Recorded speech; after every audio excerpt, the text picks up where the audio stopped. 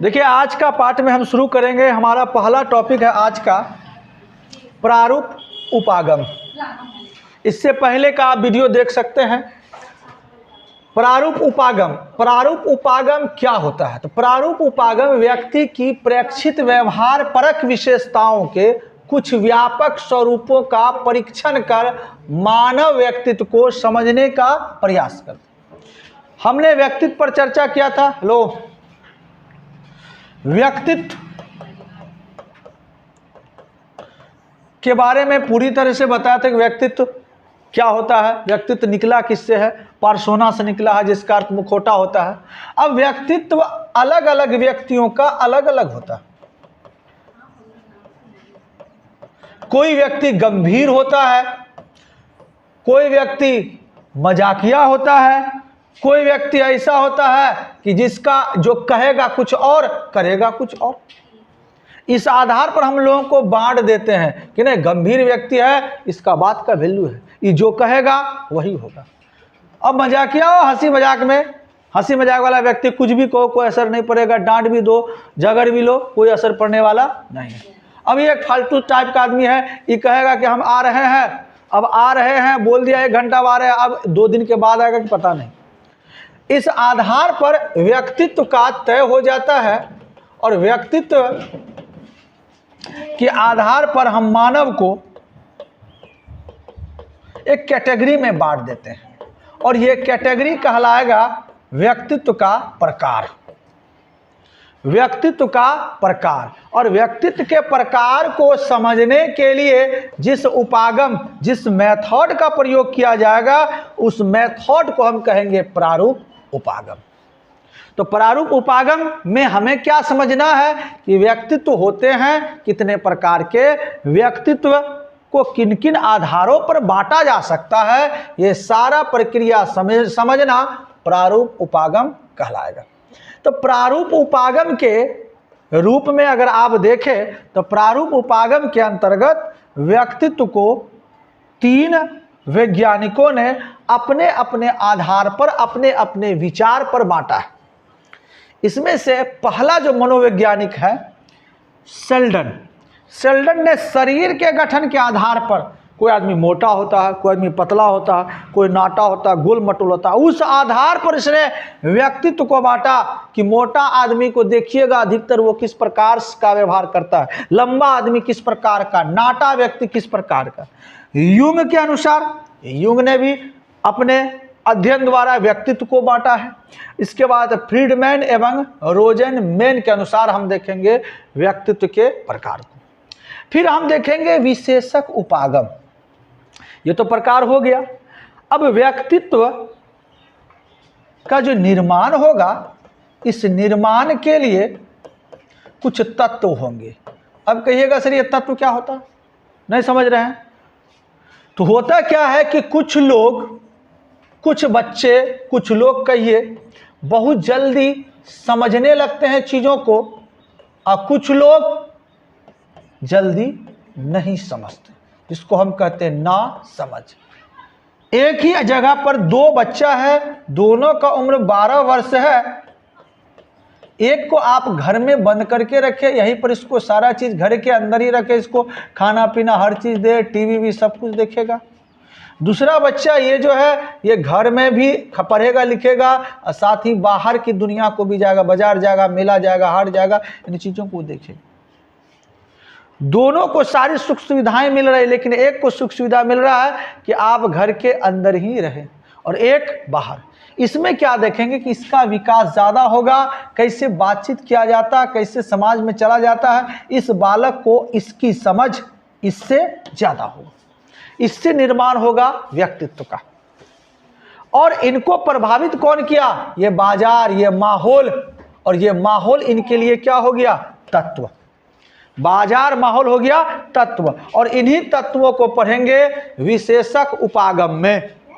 और विशेषक उपागम के अंतर्गत हम पढ़ेंगे गार्डन ऑलपोर्ट का विशेषक सिद्धांत, कैटल व्यक्तित्व कारक, आइजेंक सिद्धांत, व्यक्तित्व का पंचकारक मॉडल। ठीक है, अब हम लोग सबसे पहले पढ़ते हैं प्रारूप उपागम को। चलिए,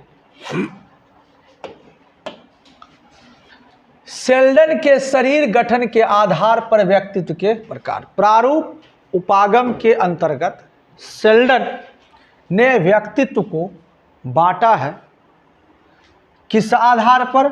शरीर के गठन के आधार पर। शरीर मोटा है या पतला है, या नाटा है या लंबा है। तो शेल्डन के शरीर गठन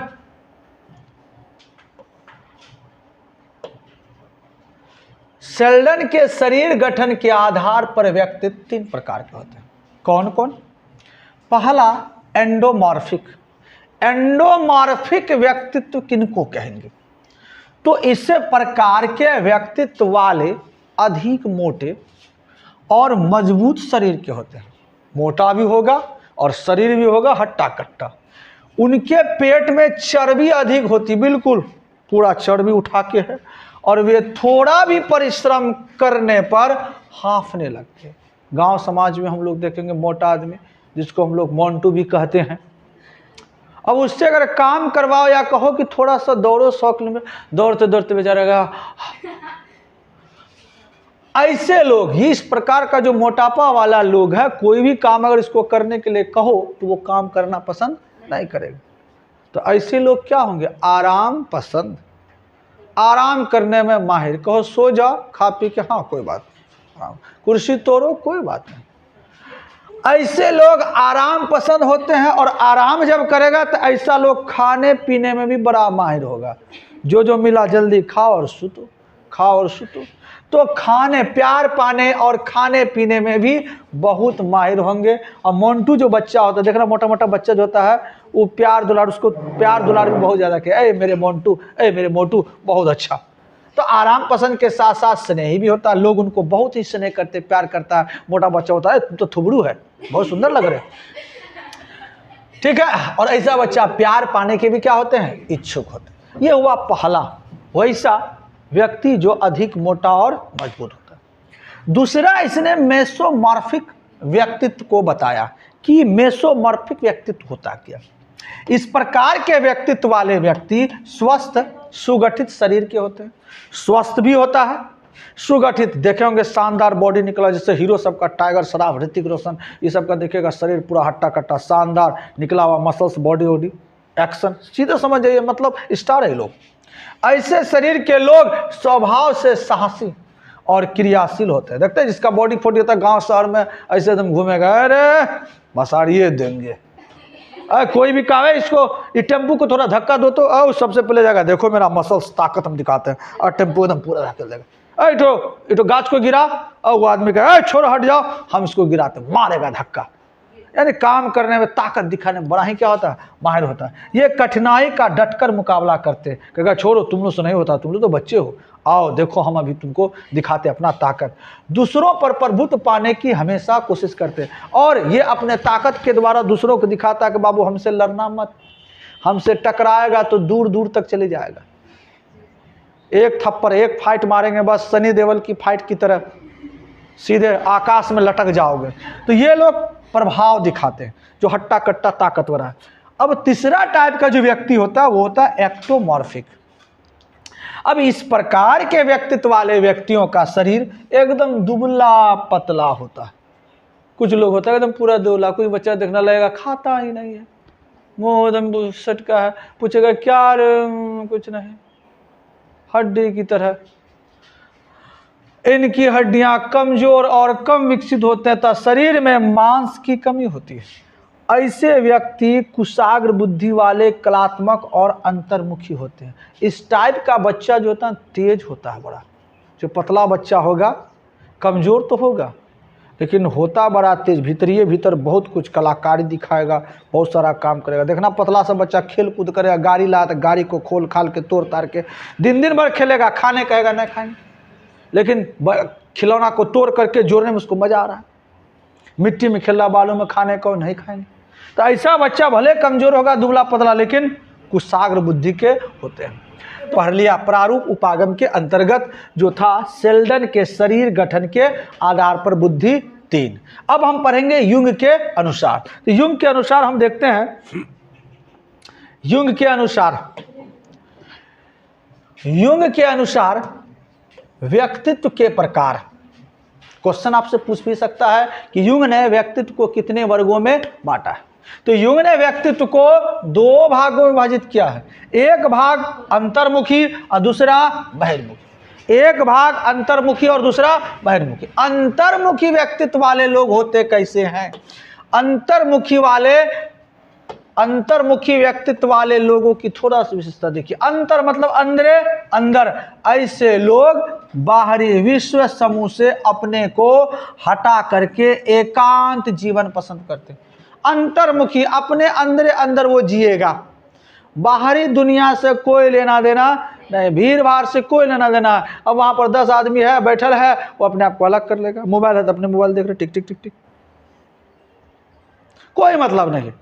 देखिए मिलेगा उसको, हम लोग गांव टोला में कहते थे गुम्मा आदमी है, गुमढौआ है, कोई मतलब है ना, अधिकतर लोग कह देता। लेकिन इस प्रकार के व्यक्तित्व के लोग अंतर्मुखी कहलाते, बिल्कुल शांत स्वभाव करे, बिल्कुल अपने से मतलब रहे, दुनिया से मतलब नहीं। भावुकता इनमें अधिक होती है और अपनी आलोचनाओं को सहने की शक्ति कम होती। ऐसा लोग जो है भावुक होते, कुछ भी कहो तुरंत में रोने लगेगा। और दूसरा इनको अगर आलोचना अगर करोगे इनका तो बस देख लेना, खास करके जो गुमठा लोग होता है, कुछ नहीं बोलता है, अगर उसको कष्ट पहुंच गया तो जल्दी वो मानेगा नहीं, जिदियल होता है, हम नहीं करेंगे तो नहीं करेंगे।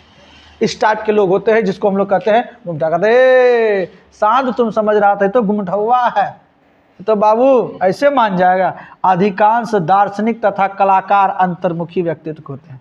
अधिकांश जो दार्शनिक होते हैं, जो चीज़ों को समझते हैं, चीज़ों को एक रूप से अपने रूप से देखते हैं कि इसमें क्या है, हो रहा है, क्या नहीं हो रहा, क्या अच्छा है, क्या है, उस आधार पर जो विचार को लिखते हैं, दुनिया कैसे चल रही, वो कौन होते हैं? दार्शनिक। कलाकार को भी अगर किसी कलाकार को कहा जाए कि तुम भीड़ में जो है वो बनाओ अमिताभ बच्चन का फोटो, कहीं नहीं बना पाएगा। कला वो तभी दिखाएगा या फोटो अच्छा तभी उससे बनेगा जब वो एकांत में रहेगा। एकांत में रहने के पर उसका एकाग्रता एक जगह रहेगा, पूरा फोकस उसका अपनी कला पर रहेगा और बेहतरीन ढंग से वो चित्रकारी कर सकता है। दूसरा प्रकार जो बुद्धि है वो है बहिर्मुखी। अंतर्मुखी मतलब अंदरे अंदर, दूसरा से कोई मतलब नहीं है, मतलब दूसरे सामने मुंह भी नहीं खोलेगा ज़्यादा। अब बहिर्मुखी मतलब पूछो चाहे ना पूछो, आने के साथ अपना लाउड स्पीकर चालू, की खबर है, ठीक है, कब आए, अभी आए, अच्छा खाना पीना खाए कि ना खाए, अच्छा हाँ खा लिया, अच्छा चाय पिए, हाँ पी लिए हैं, नाश्ता किया, बैठिए, चलिए उधर चलिए, कुछ ना कुछ बोलते रहेगा। बहिर्मुखी चुप रह ही ना सकता। अब देखा बहिर्मुखी व्यक्ति ये बेचारा कुछ नहीं बोल रहा था, यहाँ से अपना बुढ़िया बिस्तर हटाएगा, कहेगा चलो उधर, अब उठो महफिल में जाके, अब वहाँ पर गनगना रहा हो, और वहाँ पर देख लिया अब वहाँ का भी लोग उब चुका, अब नहीं सुन रहा, तो वहाँ से हट के दूसरे जगह वो बोलते रहेगा, वो चुप रहने वाला नहीं। ऐसे लोग कहलाएंगे बहिर्मुखी। ऐसे लोग व्यवहार कुशल होते हैं, ऐसे लोगों को ही लोग पसंद करते हैं। जैसे आप कहीं जाइएगा और वहाँ पर आपका रिश्तेदार है, सब गुमठुआ, चुपचाप अंतर्मुखी वाला, तुम गया कोई पूछ नहीं, क्योंकि वो अंतर्मुखी वाला है। तुम सोचेगा झुट्टो वहाँ गए, कोई सम्मान नहीं हुआ। और वहीं पर बहिर्मुखी वाला वो लड़का, हाँ कब आए चाचा जी, कैसे आए, चाय पिए ना पिए, चलिए नाश्ता कीजिए, कुर्सी बैठिए, लगेगा कि अब बहुत पूछ हो रहा है, चाय मिले चाहे ना मिले, खाना मिले चाहे ना मिले, अच्छा छोड़ दो चाय छोड़ दो, अच्छा कोई बात ना, अच्छा चाय नहीं पीजिए, चले बैठिए तो सही, लगेगा पूछ हुआ। तो बहिर्मुखी लोग जो होते हैं वो कुशल व्यवहार के होते हैं। ऐसे व्यक्ति संस्था और समूह का जीवन पसंद करते हैं। संस्था में, समूह में ये लोग ज़्यादा रहना, अकेला रहना पसंद नहीं करेगा। आमतौर से राजनीतिक नेता सबको देखना अकेले ना रहेगा। नेता जब अकेले चलेगा तो कौन जगह नेता, उसके साथ भीड़ रहता है, बहुत लोगों के बीच वो बोलना पसंद करता है। समाज सुधारक, सेना, पुलिस के अधिकारी, बहिर्मुखी व्यक्ति, ये लोग झुंड में चलते हैं। और ये हमेशा पुलिस होता है तो कोई समस्या में लोग, अगर कोई लोग विद्रोह कर रहा है तो उसको समझाने का प्रयास करता है, वो बात करता है। अब पुलिस में जाए गुमठुआ, कुछ बोलबे नहीं करे, वो कह रहा कुछ नहीं बोल रहा, तो कैसे समाधान होगा? तो बहिर्मुखी मतलब ये लोगों से बातचीत करेगा, लोगों के भाव को ये समझेगा और क्या करना चाहिए क्या ना करना चाहिए उनके लिए संप्रेषण या संदेश भेजने का कार्य करेगा। तो हमारे युंग साहब ने बता दिया कि बुद्धि कितने प्रकार के, सॉरी व्यक्तित्व कितने प्रकार के होते हैं, 2 प्रकार के, अंतर्मुखी व्यक्तित्व और बहुमुखी। अब हम बात करेंगे तीसरा में अगर तीसरा प्रारूप उपागम की बात करें तो वो है फ्रीडमैन एवं रोजनमैन के अनुसार। इसने व्यक्तित्व को कितने वर्गों में बांटा है। आइए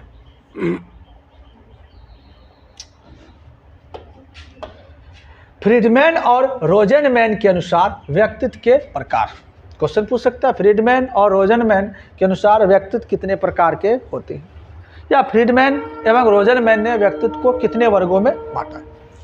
तो फ्रीडमैन और रोजनमैन ने व्यक्तित्व को 2 वर्गों में विभाजित किया, जैसे युंग ने किया अंतर्मुखी और बहिर्मुखी, इसने भी किया। एक है टाइप ए प्रकार का और दूसरा है टाइप बी। अब टाइप ए में अर्थात एक कैटेगरी में इसने कैसे लोगों को रखा। इस प्रकार के व्यक्तित्व वाले लोगों में उच्च स्तरीय अभिप्रेरणा, उतावलापन और कार्य के बोझ से हमेशा लदे रहने का अनुभव करेगा। ऐसा लोग जो है उच्च स्तरीय अभिप्रेरणा, यानी कि इनका लक्ष्य जो होता है वो ऊंचा होता है और हमेशा अपने आप को बिजी रखेगा। अगर इससे कहोगे कि तू थोड़ा काम कर दे, हमको फुर्सत नहीं, काम में एकदम हमेशा ढिला रहेगा। इस टाइप का लोग है। धैर्य की कमी होगा इसमें, ये चाहेगा कि हमको सब कुछ जल्दी हो जाए, है प्राप्त कर ले, जिसके चलते वो एकदम बिल्कुल कोल्हू का बैल बन जाता। समय की कमी का अनुभव करना पा जाता है। इनको लगता है कि हमारे पास समय क्या है, कम है। ऐसे लोग निश्चिंत होकर मंद गति से कार्य करने में जटिलता का अनुभव करते हैं। ऐसे लोगों को अगर कहा जाए कि तुम आराम से धीरे धीरे काम करो, नहीं, ये होगा जल्दी छटफटिया, जल्दी काम करके चलो, जल्दी हो जाए। अब बिजनेस खोले हैं, जल्दी हम करोड़पति बन जाए। घर बनाना चालू करें, जल्दी हम छत डाल करके पेंट उट करके उसमें रहने लगे, जल्दी। अब खाना भी दिया तो फटाफट खत्म कर, उधर अभी खाइए रहा, तुम खा करके बस चल दो। ये जल्दी वाला जो व्यक्ति है ये है टाइप ए। अब दूसरा कैटेगरी होगा इसका उल्टा, धैर्यवान, टाइप बी। इस प्रकार के व्यक्तित्व वाले लोग धैर्यवान होते हैं। समझता कोई बात नहीं, चावल बढ़ गया, दाल बढ़ गया, सब्जी नहीं, कोई बात नहीं, अच्छा आ रहा है। और दूसरा बगल में जो इस टाइप का है, चावल आ गया, दाल आ गया, सब्जी कहाँ ला, जल्दी ला, उठा फेंकते हैं, कैसा कैटरर है, क्या खिलाता है, वो बोलने लगेगा। यही वाला कोई बात नहीं, आ रहा है ना, तुम बैठो तो सही। तो तुमको 2 तरह का व्यक्ति तुमको मिल जाएगा आराम से। एक तुरंत मुतावला हो जाएगा, एक ठो पत्ता में कुछ नहीं पड़ा तो बस ऐसा है कि बस कुर्सी टेबल भी बहुत सारा तोड़ देता है। और दूसरा पागल कहेगा, ऐसे नहीं करेगा, थोड़ा कम में खाएगा तो क्या होगा, और पेट के लिए अच्छा है, पाचन अच्छा होगा। तो यहाँ पर धैर्यवान होगा। और दूसरा जो धैर्यवान होता है वो लोग विनम्र भी होते हैं और साथ ही साथ सहयोगशील होते हैं। ऐसे व्यक्ति अपने संवेगों तथा अपने इंद्रियों पर नियंत्रण करने वाले होते। संवेग, इनको भी गुस्सा आता है, गुस्सा सबों को आता है, लेकिन ये कंट्रोल कर लेता है। अच्छा कोई बात, गुस्सा आया मन बोलेंगे थोड़ा बड़ा बात हो जाएगी। इस प्रकार के व्यक्तित्व वाले व्यक्ति में टाइप ए व्यक्तित्व की विशेषताओं का अभाव है। इस टाइप का जो व्यक्ति होता है इसमें जो ये सब जो विशेषता है ये सारी चीजें इनमें नहीं पाई जाती। क्वेश्चन आपसे पूछेगा टाइप ए तथा टाइप बी व्यक्तित्व में अंतर बतावे।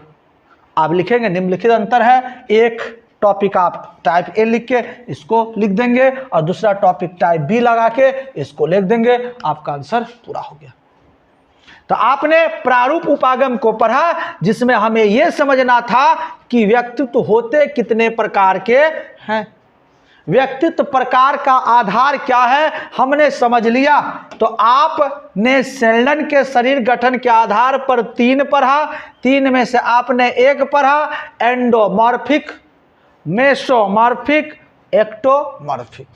दूसरा आपने युंग का पढ़ा अंतर्मुखी, बहिर्मुखी। बहुत भी क्वेश्चन पूछा गया अंतर्मुखी व्यक्तित्व तथा बहिर्मुखी व्यक्तित्व में अंतर बतावे।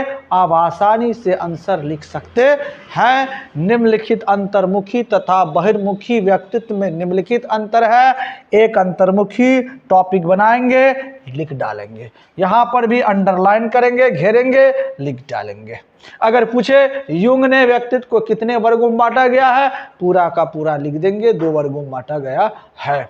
अब हम आएंगे इसका दूसरा भाग। दूसरा भाग क्या है? विशेषक उपागम। अब हम विशेषक उपागम के बारे में थोड़ा जानते हैं। विशेषक उपागम क्या है? तो यह व्यक्तित्व का निर्माण करने वाले मूल तत्व की खोज करता है। अगर हम किसी को बढ़िया इंसान बनाएंगे तो बढ़िया इंसान के लिए क्या हो सकता है? अगर हमारा बस्ती में ऐसे लड़के हैं जो चोर है, डकैत है, उचक्का है, हम चाह रहे हैं कि अपने संतान को बढ़िया बना दे, संभव है? नहीं। हमको ध्यान रखना होगा, इससे दूर रखना होगा, इस ऐसे वातावरण में रखना होगा जहां पर अच्छे लोग रहते। ये जो छोटी छोटी बातें हैं, इन छोटी छोटी बातों को सिद्धांत में प्रतिपादन किया और जिसको कहा गया विशेषक उपागम। तो व्यक्तित्व के सिद्धांत में जो विशेषक उपागम के अंतर्गत पहला आएगा है गॉर्डन ऑलपोर्ट का विशेषक सिद्धांत। तो थोड़ा सा गॉर्डन ऑलपोर्ट का विशेषक सिद्धांत को जानते हैं। ऑलपोर्ट के अनुसार लोग स्वयं का तथा दूसरों का वर्णन करने के लिए जिन शब्दों का, ध्यान दें, जिन शब्दों का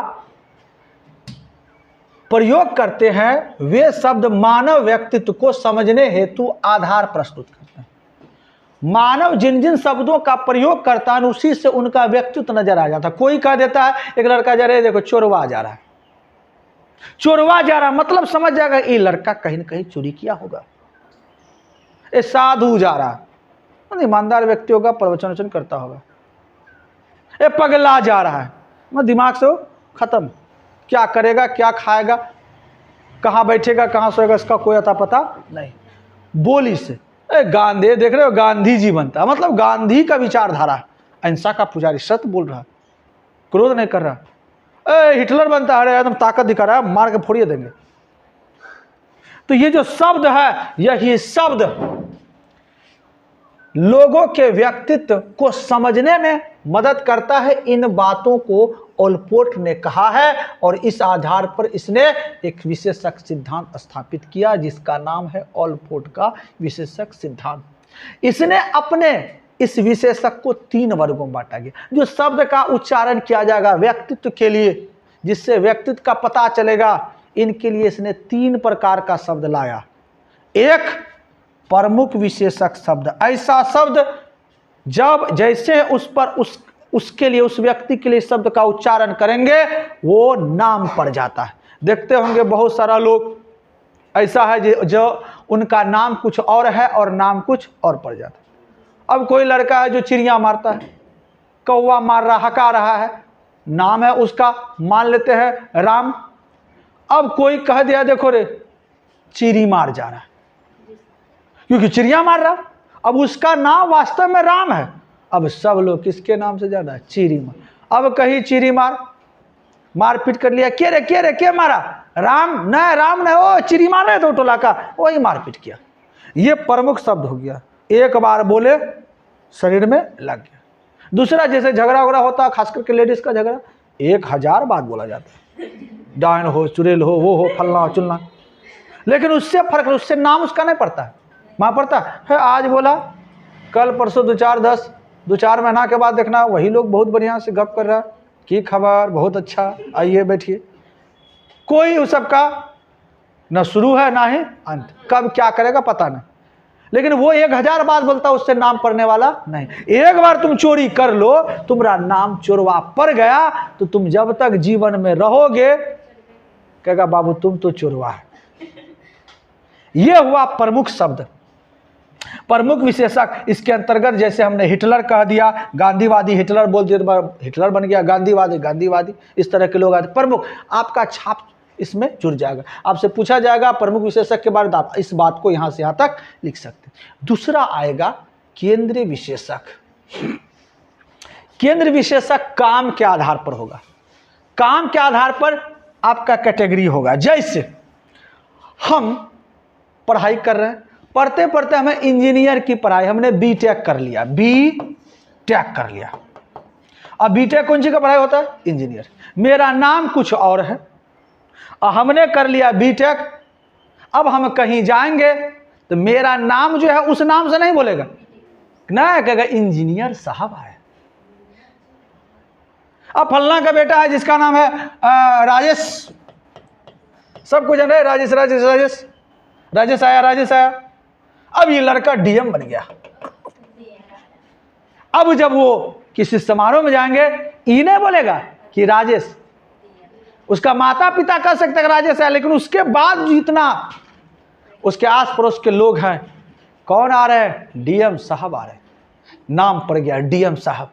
तो जब किसी संस्था द्वारा, नौकरी द्वारा, पेशा द्वारा आप पर ये पड़ जाएगा, तब इस तरह के विशेषक को क्या कहेंगे? केंद्र विशेषक। अब तीसरा होगा गौण विशेषक। यह वह होगा व्यक्तित्व के लिए जिसमें आपको कुछ समय के लिए कहा जाएगा, लेकिन उसके बाद धीरे धीरे क्या हो जाएगा? समाप्त। जैसे कि कोई लड़का है, इसका नाम है रमेश। अब देखिए, इस रमेश ने चोरी कर लिया और कुछ दिन तक इसको कहा जा रहा है चोरवा, लेकिन रमेश पढ़ने में बहुत तेज है। अब पढ़ने के बाद ये चोरी तो किया है, कुछ दिन तक इसको चोरवा चोरवा कह रहा है, लेकिन कुछ दिन के बाद ये पढ़ लिख करके एक अच्छा आदमी बना। पता चला कि छोरवा पढ़ लिख के बन गया बीडीओ। अब ये रमेश जो गांव में चोरी करता था, लोग चोरवा कहता था, बगल में इसके सामने कोई सामान भी रखने से डरता था, इस लड़का ने अपना व्यवहार में अचानक परिवर्तन किया। जैसे इतिहास में आपको पढ़ाया गया था अशोक का व्यवहार, दो तरह का, खूंखार अशोक और सदाचारी अशोक। तो उसी तरह से ये लड़का को भी लगा नहीं, चोरी करके कुछ नहीं होगा, अब बदलना होगा। बदल करके इसने खूब मेहनत किया और मेहनत करके बन गया वीडियो। अब बोलो, वह आदमी जो इसको चोरवा कह रहा था, उसको चोरवा कहेगा? नहीं, वीडियो साहब आए। वीडियो साहब, रे रमेश वीडियो बन गया ना, देखो वीडियो। तुम जानता चोरवा था? नहीं, लेकिन वीडियो है, बन गया, मेहनती था। तो जो पहले वाला शब्द था वो शब्द क्या हो गया? खत्म। उसका जगह क्या आ गया? दूसरा। इसको कहेंगे गौण विशेषक। किसको? जो शब्द ऑटोमेटिक समाप्त। जैसे लड़का लड़की का शादी होगा, आयुष्मान, आयुष्मान प्रकाश, आयुष्मती नंदनी कर दिए। अब जैसे शादी हो गया, आयुष्मान प्रकाश तो है, और आयुष्मान प्रकाश जो है ये है, समझ लीजिए डॉक्टर। प्रकाश है डॉक्टर। अब इसका पत्नी कौन है? नंदनी।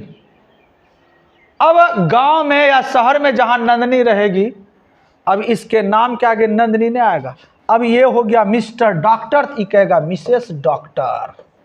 कौन डॉक्टर? Mrs doctor. या गांव समाज का लोग, ए डॉक्टर नहीं, भले डॉक्टर है चाहे ना, डॉक्टर इसका पति है, और कहेगा इसको पत्नी, ए डॉक्टर नहीं, तो नंदनी नाम चले गया छट्टा। अब इसका संतान अगर हो गया, मान लीजिए संतान हो गया, संतान का नाम हो गया चुलभा, तो कहे चुलभा का माए, ये नाम खत्म। तो जो नाम समाप्त हो रहा है उनको कहते हैं गौण विशेषक। ये हुआ आपका ऑलपोर्ट का विशेषक सिद्धांत, जो व्यक्तित्व के निर्धारण में बहुत ही मदद करती है। अब अगला पॉइंट अब आप देखेंगे, केटल व्यक्तित्व कारक। केटल ने व्यक्तित्व कारक को कैसे समझाया?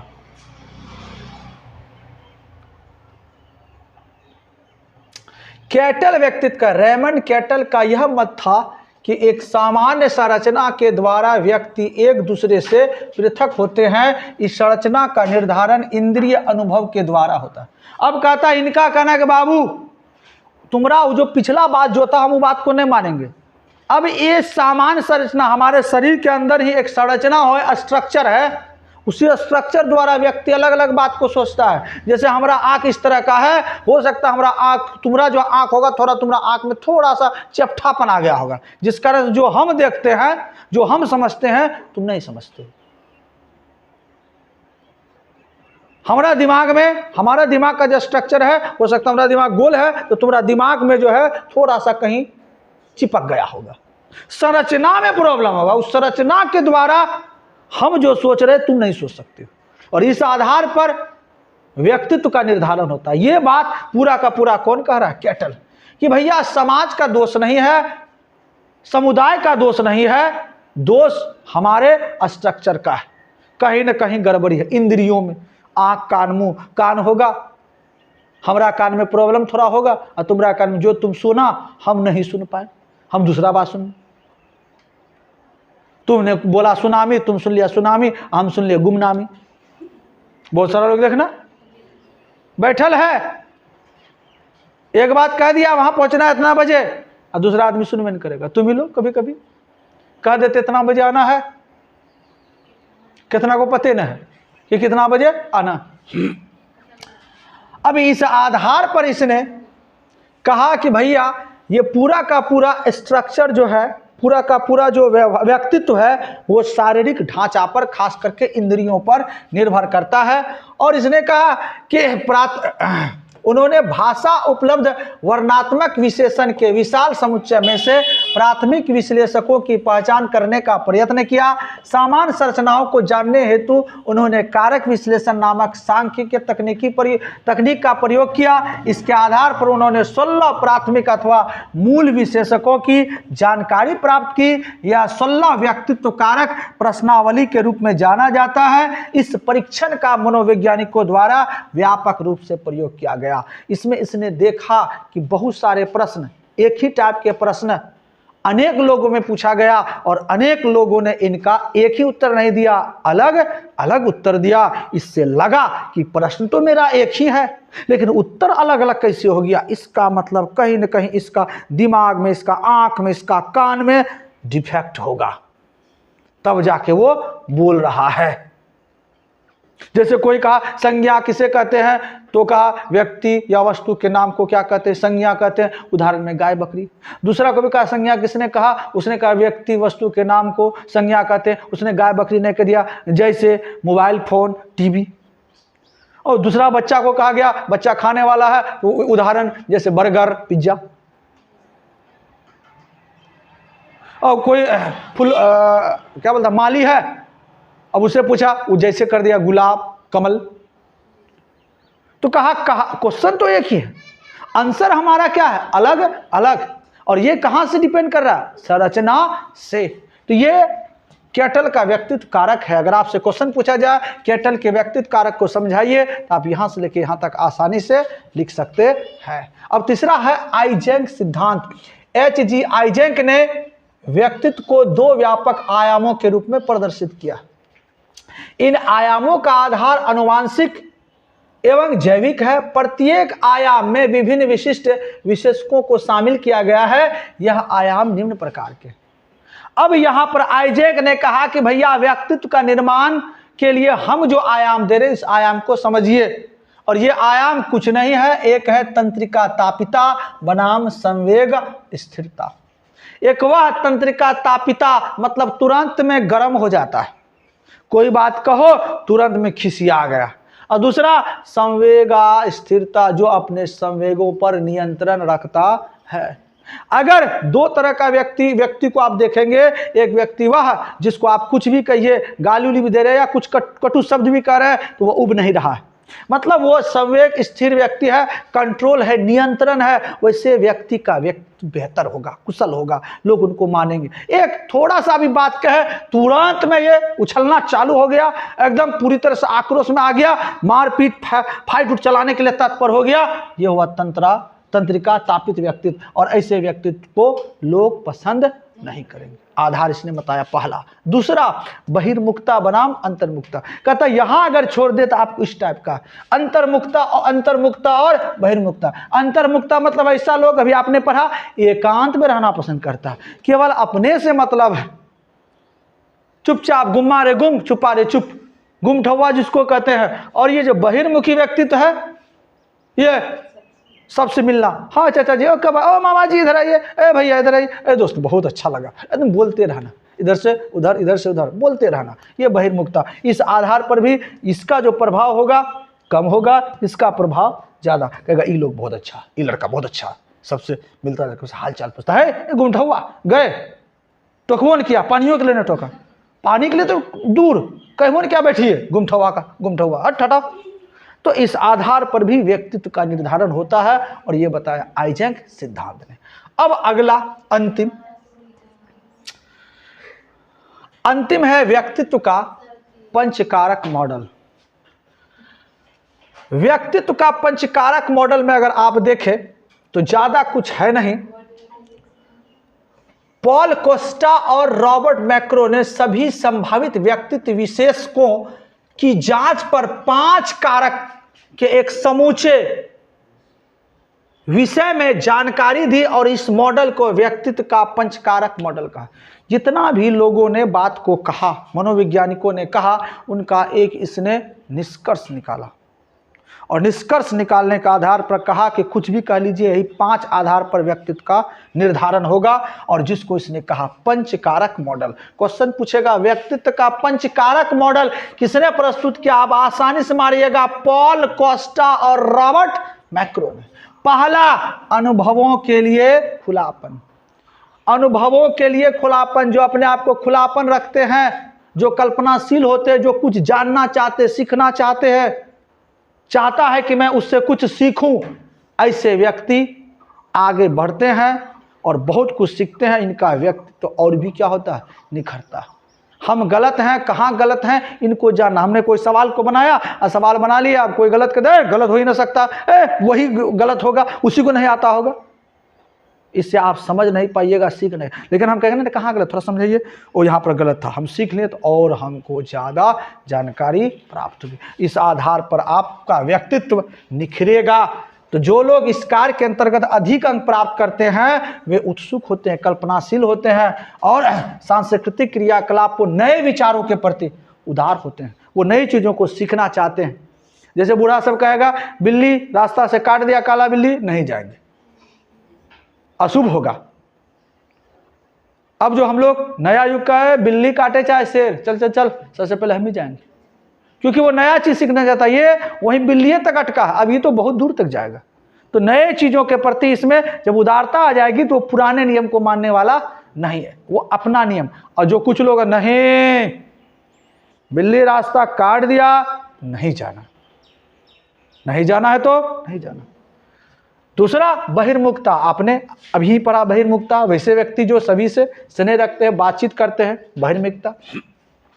सहमतशीलता, यह कारक उन लोगों की विशेषताओं को बताता है जिनमें सहयोग करने और मैत्रीपूर्ण व्यवहार करने की सहायता करते हैं। बहुत सारे लोग आपको ऐसे समाज में मिलेगा, आप कुछ बोल रहे हैं तो आपको ये कुछ बात मानने वाला नहीं।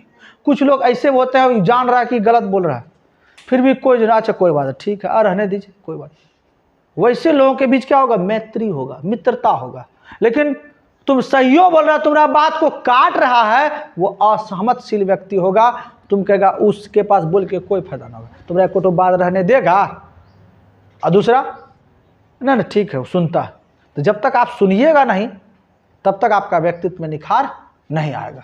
अगला, तंत्रिका ताप। वह व्यक्ति जो तुरंत में गर्म हो जाता है, तुरंत में अच्छो बात को, थोड़ा सा उसको बुरा लगा, कटु थोड़ा सा आ गया, बस हनहना दिया, रूस गया, या पूरा चिल्लाने लगा। राती खास करके बाराती में देखना, मीट का भोज चल रहा, उसमें 2-4 आदमी इसने रहता है, थोड़ा सा कम हुआ या लेट हुआ, कुर्सी टेबल पटक देता है। ये तंत्रिका तापित राक्षस, इस टाइप के लोग राक्षस के रूप में भी होते हैं। अंतर विवेकशीलता, ऐसे लोग अंतर विवेक, अंदर अंदर सोचता है हमें करना चाहिए कि नहीं। अगर किसी ने आपका मदद किया, मान लीजिए आपका मदद किया, आप किसी संकट में था, आपने कहा 10,000 रुपया दो, बहुत कठिन समय है, 10,000 रुपया आपको दे दिया। अब क्या हुआ, इस पैसा के चलते आप लेन देन में ये दिया, मदद किया, लेकिन थोड़ा सा खटास हो गया। क्या हो गया, खटास हो गया। अब आपका दुश्मनी हो गया, 10,000 वो दिया था ना, लेने के समय तो बाबू है कर दिया, हो कर दिया। लेकिन इस व्यक्ति को वो सोचना चाहिए कि 10,000 जिस समय हमको जरूरत था, उस समय हमको कौन कौन देने के लिए तैयार था। तुरंत में कह देगा ये 10,000 दिया ना, ओकरे में अपना औकात दिखाने लगा, ले लिया, फट कर लिया। बाबू जिस समय तुमको 10,000 की जरूरत थी उस समय कितना लोग खड़ा हुआ था तुमको 10,000 देने के लिए? तुम एक बार सोच के देखो। 5 आदमी के पास भी गया होगा, नहीं दिया होगा। उस समय जब ये दिया और उसको इसी का पैसा लेन देन में कुछ बात हो गया तो तुम इसको औकात दिखाने लगते हो। इससे बढ़िया तो वो व्यक्ति है ना, काहे के लिए पैसा देगा? तो अगर ये व्यक्ति सोचेगा कि नहीं इसने हमें ऐसे समय में पैसा दिया है, उस समय पैसा दिया है जब मैं संकट में था, तो ये व्यक्ति कभी भी ये अगर 2 ठो बात कह भी देगा तो ये व्यक्ति कभी भी इसको उल्टा करके या इसके प्रति द्वेष उत्पन्न नहीं करेगा, क्योंकि ये जानता है कि संकट के समय खड़ा यही व्यक्ति हुआ है, और तो बाबू मुखौटा दिखाने के लिए। लेकिन होता क्या है? उल्टा। मुखौटा दिखाने वाला ही मीठा हो जाता है, और जो तुमको संकट के समय काम दिया था वही तुम्हारा दुश्मन बन जाता है। ऐसे व्यक्ति मूर्ख कहलाते हैं। लेकिन जब व्यक्ति में ये सोच आ जाता है तो ये होता अंतर विवेक, कि ये सोचने में सक्षम है कि सच्चा मित्र का परख लेना है तो वह देखो कि कष्ट में तुमको किसने काम दिया, सुख में तो बाबू सब आता है खाने के लिए। लेकिन यहाँ होता क्या? उल्टा। क्या देखा जाता? अधिकतर जो उपकार करता है लोग उसी का तिरस्कार करते हैं, भूल जाते उपकार, जो कि भूलना नहीं चाहिए। तो हमने विशेषक उपागम के अंतर्गत 4 मॉडल था, चारों मॉडल को हमने क्या किया? पढ़ लिया। बाकी अगले पार्ट में।